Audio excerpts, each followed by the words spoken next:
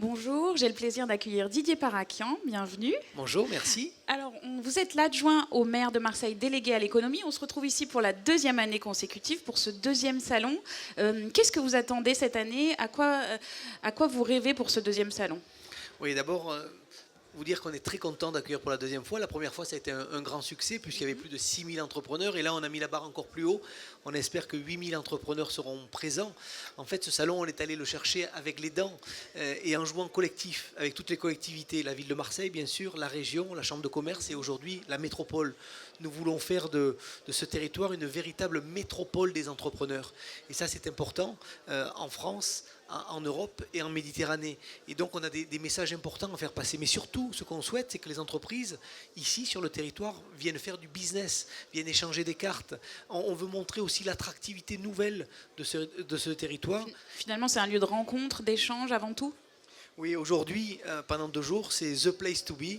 Et je pense que les entrepreneurs vont véritablement faire du business. Il y a des grandes figures entrepreneurs qui vont venir. Il y a plus de 150 ateliers. Donc c'est vraiment du concret. Et les entreprises ont besoin de ça en ce moment. Alors, puisqu'on parle de concret, comment la mairie aide les entrepreneurs au quotidien ? Est-ce qu'il y a des outils, des aides spécifiques ? Oui, ici sur le stand commun que nous avons fait avec les partenaires que je vous ai cités, on propose une batterie d'outils, notamment en termes de plancher. Il y a 100 000 mètres de plancher sur Marseille qui ont été sanctuarisés pour l'économie. Un entrepreneur qui veut se localiser ou se relocaliser, on lui déroule le tapis rouge. Et puis demain, avec la métropole qui est en place aujourd'hui, 92 communes, l'union fait la force, nous aurons davantage de foncier parce que si on veut accueillir des grands investisseurs, il nous faut du foncier. Et d'ailleurs, je vous fais une annonce qui est un scoop. Les grandes entreprises américaines, Microsoft, Facebook, vont très prochainement prendre ici sur le territoire à Marseille des milliers de mètres carrés. Et ça, c'est important parce que c'est un territoire très très fertile.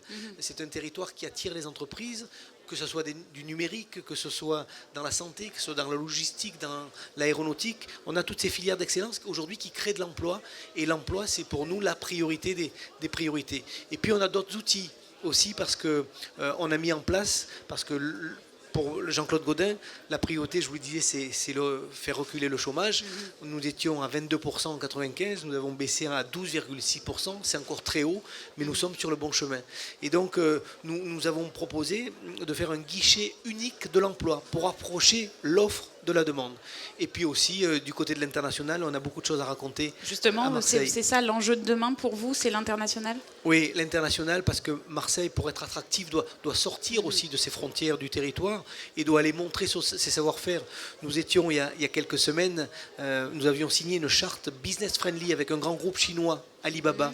Oui, et dans la foulée, nous avons amené une vingtaine d'entreprises provençales pour vendre sur cette plateforme en ligne. Et puis, dans le même ordre d'esprit, nous irons au mois de décembre à Kobe, dans le cadre des années croisées entre la France et le Japon au niveau de l'innovation, et nous amènerons une vingtaine de start-up. Et d'ailleurs, si des entreprises sont désireuses de venir avec nous, c'est le moment parce que nous allons chercher des parts de marché avec les dents.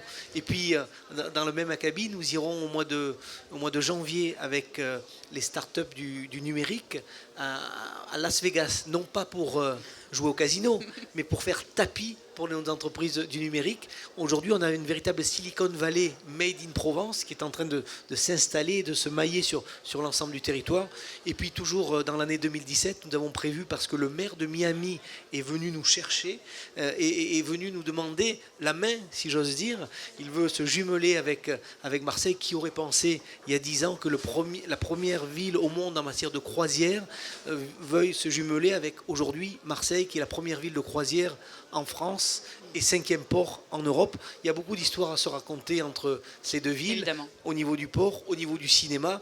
Et puis, puisque je rentre du MIPCOM à Cannes, nous sommes allés chasser les producteurs de films et les réalisateurs pour faire venir de grandes séries, comme nous avons fait avec Netflix et la série Marseille. Et d'ailleurs, puisque nous ne sommes pas très loin ici du stade Vélodrome, quand l'Américain Frank McCourt a jeté son dévolu sur la ville de Marseille, c'est après avoir vu les magnifiques images du film, de la série Marseille. Alors en tout cas, c'est bon pour l'économie et j'espère que ce sera bon pour le club de l'OM aussi. C'est tout le mal qu'on vous souhaite. Didier Parakian, merci beaucoup. Merci.